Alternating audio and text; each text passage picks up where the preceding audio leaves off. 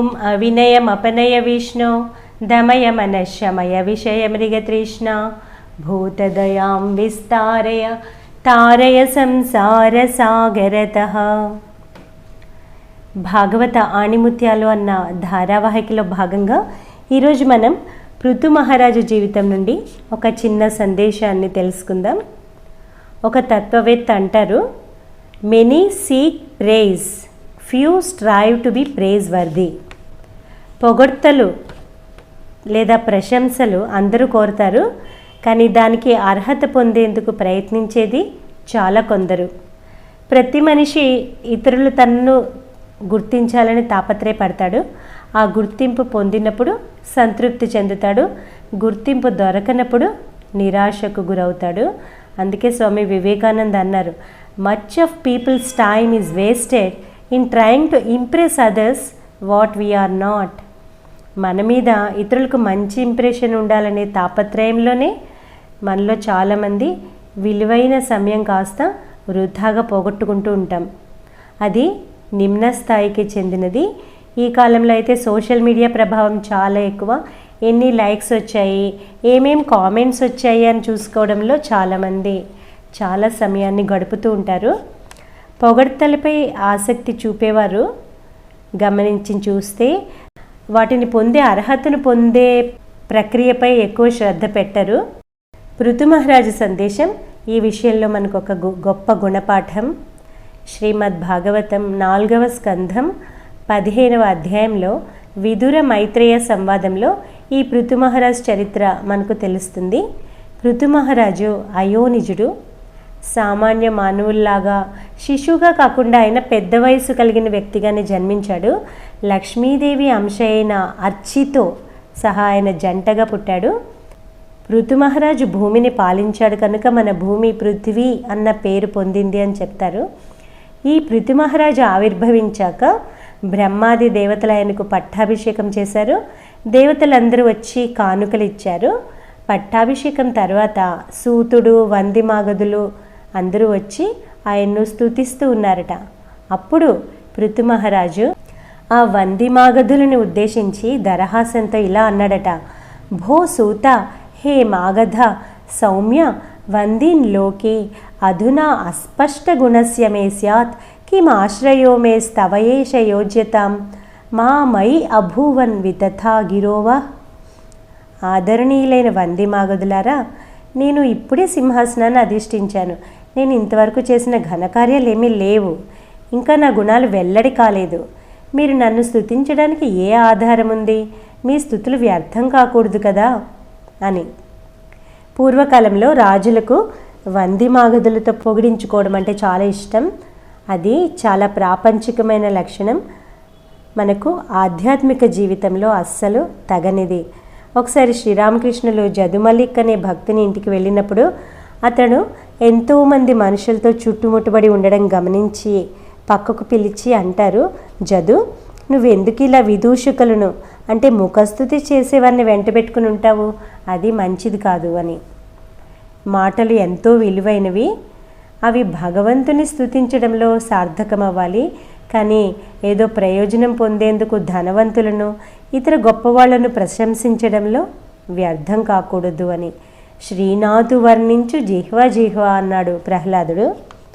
ఇక్కడ తర్వాతి శ్లోకంలో పృథు మహారాజు అంటున్నాడు, తస్మాత్ పరోక్షే అస్మద్ ఉపశ్రుతాని అలం కరిష్యత స్తోత్రం అపీచ్య వాచ సత్యుత్తమ శ్లోక గుణానువాదే జుగుప్సితం న స్తవయంతి సభ్యాః. మధుర భాషణం చేయడంలో మీరు సిద్ధహస్తులు, కానీ నేను మున్ముందు మహత్కార్యాలు చేసిన తర్వాత మీరు ఇలా స్తుతించడం సముచితంగా ఉంటుంది. సజ్జనులు సామాన్య మానవుల్ని స్తుతించరు, జగద్విఖ్యాతుడైన శ్రీమన్నారాయణుని దివ్య గుణాలని స్తుతిస్తారు. అవే స్తుతించదగ్గవి. కనుక మీరు నన్ను స్తుతించడం మాని భగవంతుని స్తుతించండి అని. ముకుందమాల స్తోత్రంలో కులశేఖర ఆళ్వార్ అంటారు, నాథేన పురుషోత్తమే త్రిజగతాం ఏకాధిపే చేతసా సేవ్యే స్వస్య పదస్య ధాతరి పరే నారాయణే తిష్టతి యం కించిత్ పురుషాధమం కతిపయ గ్రామేశమల్పార్థదం సేవాయై మృగయామహే నరమహో మూఢా వరాకావయం. త్రిలోకాధిపతి అయిన నారాయణుడు మన నాథుడు. ఆయన కోరిన వారికి తన విష్ణు పదాన్ని కూడా ఇవ్వడానికి ఎప్పుడు సిద్ధంగా ఉంటాడు. అలాంటిది మనం అది కావాలి ఇది కావాలి అని ఈ చిన్నా చితకా రాజుల కాళ్ళు మొక్కుతున్నాము. ఎంతటి మూర్ఖులం అని. మనలోని దివ్యత్వాన్ని గుర్తించినప్పుడే, మన నిజమైన స్వభావాన్ని ఎరగనప్పుడే ఈ విధంగా మనం చిన్న చిన్న విషయాల్లో ఇతరుల నుండి గుర్తింపు కోరుతుంటాం. మహాత్ములు ఎలా ఉంటారంటే అమానినా మానదేనా కీర్తనీయ సదా హరిహి అన్నారు చైతన్యదేవులు. ఇతరులకు గుర్తింపునిచ్చే విషయంలో వారు ముందుంటారు. వారు మాత్రం మానాన్ని అంటే గుర్తింపుని లేదా ప్రశంసలను కోరరు. అందుకే ఇక్కడ పృథు మహారాజు అంటున్నాడు, మహాత్ములకు ఉన్నత గుణాలను సాధించుకునే సామర్థ్యం ఉన్నా ప్రస్తుతం అతనిలో లేని గొప్ప గుణాలను పొగిడించుకోవడానికి ఏ బుద్ధిమంతుడు ఇష్టపడతాడు? భవిష్యత్తులో అలాంటి గుణాలు తనలో ప్రకటమవుతాయని భావించి అలా పొగిడించుకోవడం కూడా ప్రజలను వంచడమే అవుతుంది. అటువంటి వాణ్ణి అంటే లేని గుణాల గురించి పొగిడించుకునే వాణ్ణి జనులు అపహసిస్తారు అంటాడు. ఇక్కడ పృథు మహారాజు సాక్షాత్తు శ్రీమన్నారాయణాంశగా పుట్టాడు. వారు పొగిడిన ఆ గుణాలన్నీ కూడా ఆయనలో వ్యక్తం కాబోతున్నాయి. అయినా ఆయన వందిమాగుదులకు ఇలా చెప్తున్నాడు, గొప్పవారు తమ ప్రశంసను వినడానికి ఇష్టపడరు. మీరు నా ప్రశంసలు నాపి భగవంతుని ప్రశంసించండి, భగవంతుని స్తుతిగానం చేయండి, దానివల్ల మీకు ఉపయోగం కలుగుతుంది అని. ఎప్పుడు కూడా సాధారణ మనుషులు ప్రశంసలు కోరుతుంటారు, మహాత్ములు ప్రశంసలను ఇష్టపడరు. పొగిడేవారి మనసులను కూడా సున్నితంగా భగవంతుని వైపు మరలేలా చేస్తారు. శ్రీరామకృష్ణుల వారి జీవితంలో చూస్తాం, ఇతరులు ఆయనకు నమస్కరించి ముందే ఆయన ఇతరులకు నమస్కరించేవారు. ఇతరులు తల వంచి నమస్కరిస్తే వారికి నేల మీదకు వంగి మరీ నమస్కరించేవారు. అందుకే గిరీష్ అనే భక్తుడు అన్నాడు, శ్రీరామకృష్ణులు ఈ యుగంలో నమస్కారాస్త్రం ద్వారానే అందరినీ జయించారు అని.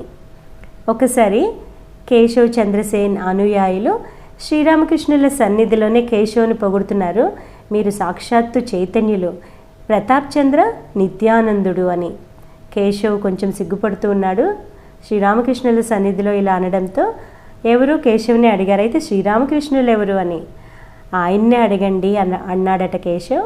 శ్రీరామకృష్ణులు ఏమాత్రం తడుముకోకుండా, నేను మీ దాసాను దాసుణ్ణి, మీ పాదధూళితో సమానం నేను అని. ఇదే మహాత్ములకు సాధారణ మనుషులకు గల తేడా.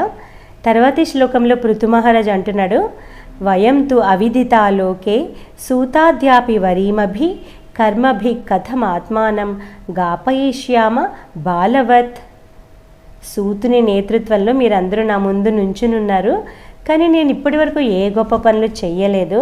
అలాంటప్పుడు చిన్నపిల్లాళ్ళగా మీతో ఎందుకు పొగిడించుకోవాలి అని. ప్రశంసలను కోరడం, ఇతరులను ప్రశంసించడం అంటే ఏదో ప్రయోజనం పొందే ఉద్దేశంతో ఇతరులను ప్రశంసించడం, ఇవన్నీ చిన్నపిల్లల స్థాయిలోని పనులు. చిన్నపిల్లలు టీచర్స్ని అడుగుతుంటారు, నేను నీట్గా రాస్తే వెరీ గుడ్ పెడతారా, నేను బాగా రాస్తే నాకు క్లాప్స్ ఇప్పిస్తారా, మొదలైనవి. అయితే ఒక పరిపక్వత వచ్చాక అవన్నీ మనకి హాస్యాస్పదంగా అనిపిస్తాయి. మన రాత బాగుందనో మన పనులు బాగున్నాయనో ఇతరులు మనకి చెప్పవలసిన అవసరం లేదు, అది మనకే తెలుస్తుంది. మామూలు మాటల ద్వారా ప్రశంసించడం అది పై డాబు అవుతుంది. ప్రశంసా వాక్యాలను కోరుకోవడం కూడా అది ఒక గుర్తింపు సంక్షోభం, ఐడెంటిటీ క్రైసిస్ అవుతుంది. ఇతరుల మెప్పు కోసం నేను పని చేస్తే వారు మెచ్చినప్పుడు బాధపడితే నేను వారి చేతిలో కీలుబొమ్మను అయినట్లే అవుతుంది. కనుక మన విలువైన సమయాన్ని ఇతరులను ప్రశంసించడంలోనూ లేదా ఇతరుల ప్రశంసలను కోరడంలోనూ కాక భగవంతుని భజించడంలో గడిపినట్లయితే మన జన్మ ధన్యమవుతుంది. అందుకే పృథు మహారాజ్ ఇంతకు ముందు శ్లోకంలో అన్నాడు, సత్యుత్తమ శ్లోక గుణానువాదే జుగుప్సితం న స్తవయంతి సభ్యాః.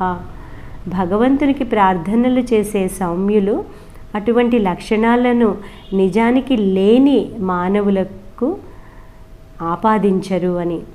కనుక ప్రశంసల్ని కోరడం చిన్నతనం, అనవసరంగా ఇతరులను ప్రశంసించడం కూడా వృధా కాలక్షేపం. ఒక్కోసారి అనుకోకుండా ప్రశంసలను వస్తే ఏం చేయాలి అంటే వాటితో పొంగిపోకుండా వాటిని మనం భగవంతుడికి ట్రాన్స్ఫర్ చేయగలగాలి. నీ దయ వల్ల నేను చేయగలిగాను. అందుకే మనం చూస్తుంటాం, సాధువులు ఇతరులు తమకు నమస్కరించినప్పుడు లేదా ఇతరులు తమను ప్రశంసించినప్పుడు వారు వాటిని మనసా భగవంతునికే ఆపాదిస్తారు. ఇతరుల మనస్సులు కూడా భగవంతుని వైపు మరలేలా ప్రయత్నిస్తుంటారు. మనం ఈ విషయంలో జాగ్రత్త పడకపోతే అహం పెరుగుతుంది. అది ఆధ్యాత్మిక జీవితంలో గొప్ప విఘ్నంగా మారుతుంది. చివరిగా స్వామి వివేకానంద సన్యాసి గీతిలోని పదాలను జ్ఞప్తికి తెచ్చుకుందాం. స్వామీజీ అంటారు, let one put garlands on another kick దై frame, say not no praise are blame can be, wear pressure praised and బ్లేమర్ blamed are one. Thus be దౌ com sannyasin బోల్డ్, సే ఓం తత్సత్ ఓం. దీన్నే తెలుగులో చెప్పుకోవాలంటే, పొగుడుచుందురు ఒక్కరు ఈసడింతురు ఒక్కరు, పొగుడువాడు పొందువాడు ఆత్మయందు ఒకటి కాదా, నింద కీర్తి రెండు కూడా సమము కాదా త్యాగజీవికి, ఉచ్చరవమున పాడుగానము ధీర సన్యాసి.